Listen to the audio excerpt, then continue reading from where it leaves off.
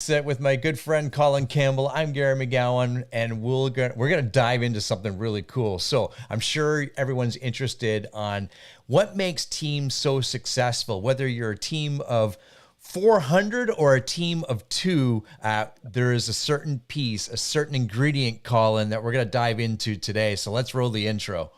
Absolutely. Let's do this.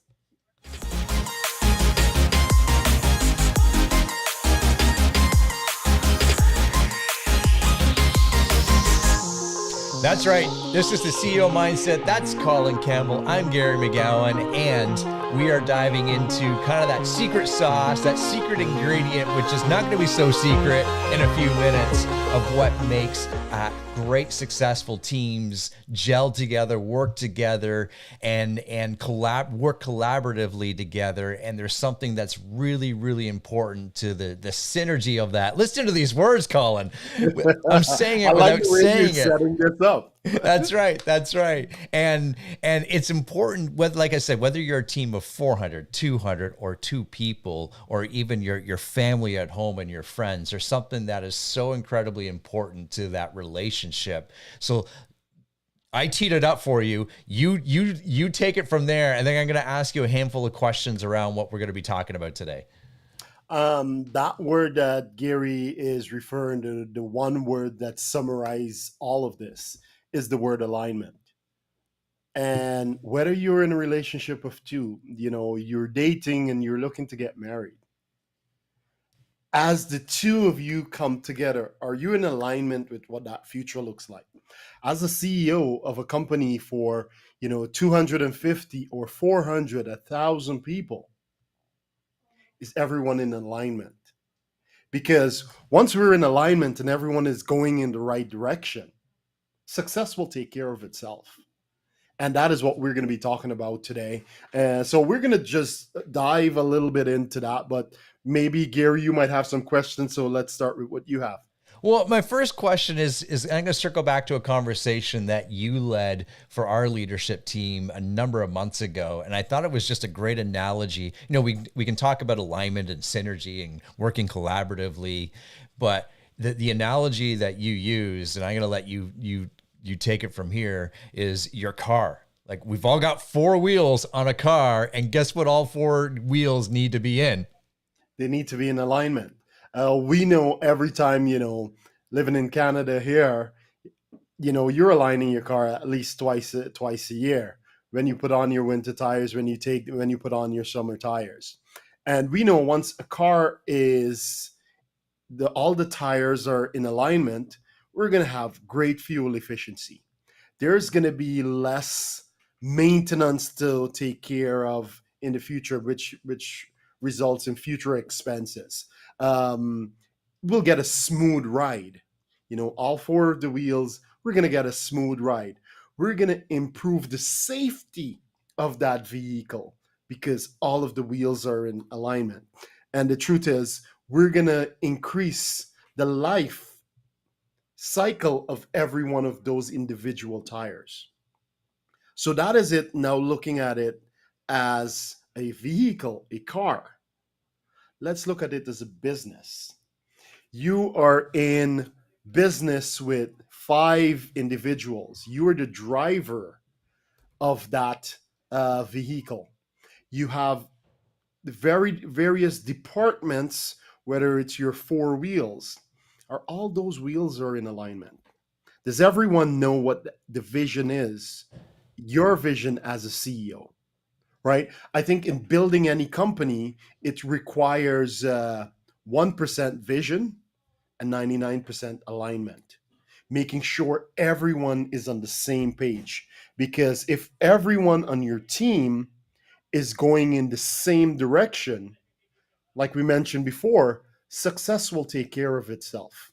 But if you have a team member or a few members on your team who you're doing your darnest to pull them up or pull them in one direction and they just don't want to go, most likely your business can fail and you can fail.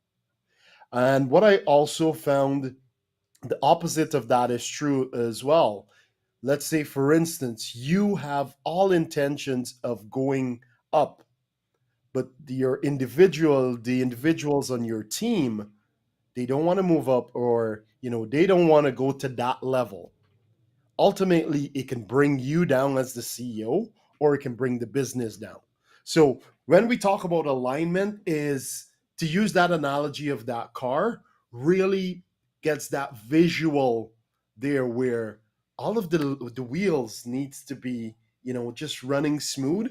Make sure we have the right drivers, we have the right people on the bus, sitting on the right seats in the bus. I love that analogy because we've all been in cars before, right? And all the wheels need to be going the exact same direction. And something you said that I hadn't picked up on before, we get better fuel economy when, of Yes. course, right? That makes sense. And we Yeah. understand that when all wheels are aligned, we get better fuel economy, which in turn, you said something that really piqued my interest here, is that takes less energy. Yes.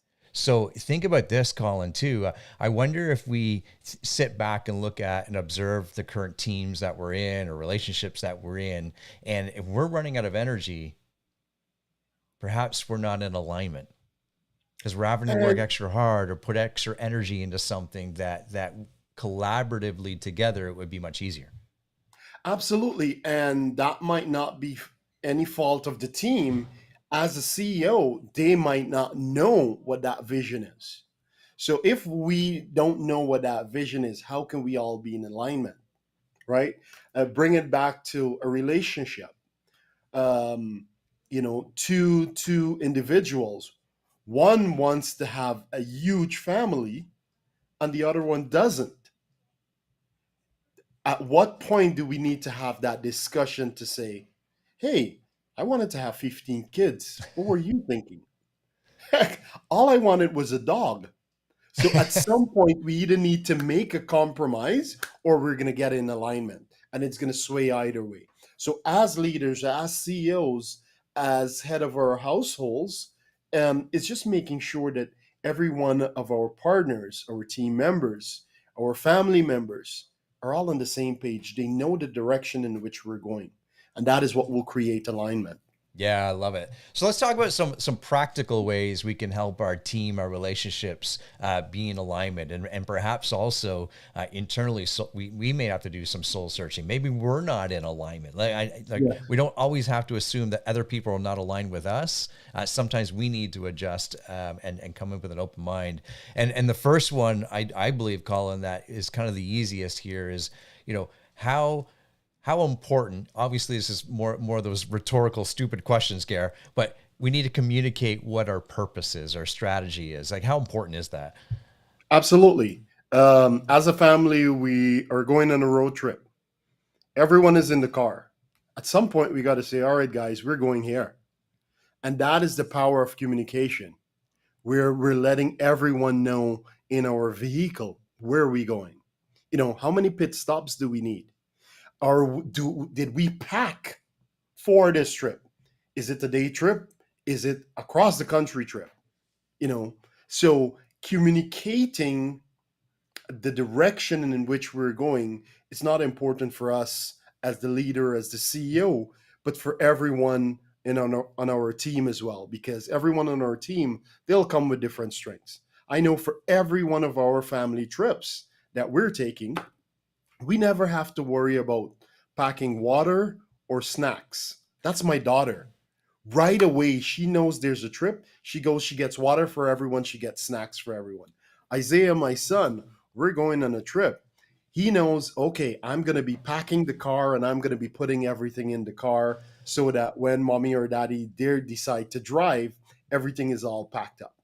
It's the same as leaders, as CEO, everyone functioning in their own role and owning that role. But the only way they can do that is if we communicate Yeah. the direction in which we're going.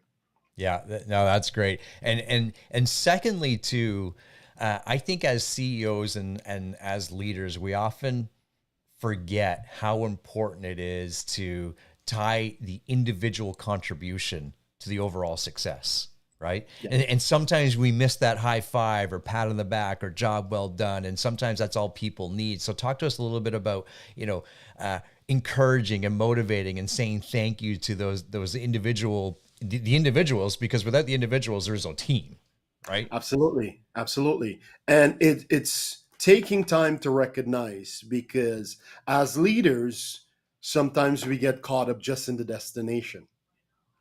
And as we progress, we go down the journey, is to saying thank you for every step along that way. My son, thanks for packing the car. Like, we have everything there, we're ready to go. We didn't forget the dog. He's in the vehicle as well. My daughter, thanks for packing all the water and the snacks. We know each person's role, and we're grateful for their role, and we acknowledge that as well. Yeah, I think that's so important. People, sometimes all it takes is, hey, thanks, or that high five, or Yeah, sometimes whether it's, behind the scenes that where no one else sees that thank you, or in front of yeah. a big audience. Hey, you got to, some people respond differently, and you got to know when to deliver that right What I would response. also even say to that, Gear, because sometimes we get into a habit of just saying thank you. But let's be specific Yeah. about what we're thanking people for. Because we can say, I'll say, you know what, Gare, thanks for today. And that will be like, yeah, not a problem. But, thanks for calling me this morning and encouraging me through this challenging situation that I was dealing with early this morning. Hmm. I mean, you didn't have to do that. Somehow you picked up on what I was going through, and you made that call. And I really appreciate that. Yeah. That goes so much more than just, yeah, thanks, Gear. Exactly. Well, there's that tie down to it. So Yeah, now what you're doing is you're putting me in tune with that obstacle. Perhaps it comes up again, and now yes. you've given me the freedom to say, hey, to check in, right? Yeah, Exactly. absolutely. No, that's big. So I think another practical way to create alignment too, whether we all know that, a healthy competition, whether when it's healthy, is good, but there's also the flip side to that, is how do we encourage that peer to peer, that the collaboration over competition. Yeah. Forget competition. Let's collaborate, Yeah. right? Because competition, it means I'm working in my own silo, you're working in your own silo. And let's say we're building, when there was the race for flight, the Wright brothers were racing against who knows the other people now. But if they came together, could you imagine what they would have developed, right? As real estate agents, because we're in the industry of real estate, a lot of the times we figure out, we don't want to share this information with anyone, or we think we can do it alone. No, there are people before us, and there will be people after us, and there are people who are doing what we're trying to do right now. So why not reach out to your colleague and say, hey, I'm going through this, you know this is what I bring to the table, what is it you bring to the table, and let's come together and create something massive. How are you communicating with your database? This is the way I'm communicating with my database. I can share some of the things that I'm doing, you can share what you're doing, and now we'll both go out and build a massive business. I That's like it. collaboration versus competition. I like it, which leads me into the fourth one, and we talked about the individual wins or thank yous and so forth. But there's also, when we have collaboration, we also have team wins, Yeah, and how important. And obviously it's very important, but talk to us maybe a little bit more specifically on why it's important to recognize, team wins and accomplishments, especially when different departments are gelling and coming together, perhaps maybe for the first time. absolutely. The analogy of the car again. We're going on this road trip, and the road trip is to Vancouver. We're driving across Canada. And halfway through this trip, we were to get a flat tire. A department in our business, fell behind. We're going to stop. We're going to change that tire. We're going to air it up. We're going to take care of that. And then we're going to push forward. Once we get to the destination of Vancouver, we're not going to just thank the three tires that, we're perfect getting there, we're going to acknowledge the entire team. Guys, we went through a lot. It was a hard journey. It was a lot of late nights driving. The road was rocky. There was a lot of obstacles in the way. But we pulled together and we made this trip possible. And I want to thank the entire team versus just thanking individuals. So it's great to acknowledge individuals, absolutely, but it's also important to recognize the efforts of the team. Yeah, I love it. I love it. And as for team, you know, the not to say it's the final piece, but the fifth one, the final one for our podcast today, our stream today, is the importance of, you know, it could be my plan or your plan, Colin, Yeah. but it's not our plan, Yes. right? And Yeah. talk to us a little bit about, you know, how you're involving, you know, a team or a collaborative planning process, as opposed to, hey, Gary's put together this great plan and it's his and he's going to run with it. Like there's no team ownership there. But when we can all come together, you're able to take team ownership. Talk to us about the collaborative planning process. Absolutely. As a team, our goal is to achieve, you know, X. I might have an idea of how to do this, and as the CEO, I'm going to share this with my partners. However, I know I don't know everything, and I know I have blind spots, and I know there's some things I'm good at, and some things that I'm terrible at. So now sharing that with the team, we're going to get different perspectives, and now we have buy-in. Where now everyone's goal is to achieve the goal of X.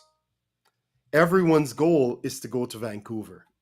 Yes, we're going there. And what are we gonna do? Or maybe on our way we should stop and check out this attraction here. We should do this. Oh, glad we thought of that. Um, it's gonna be a long drive. Let's plan hotel stops.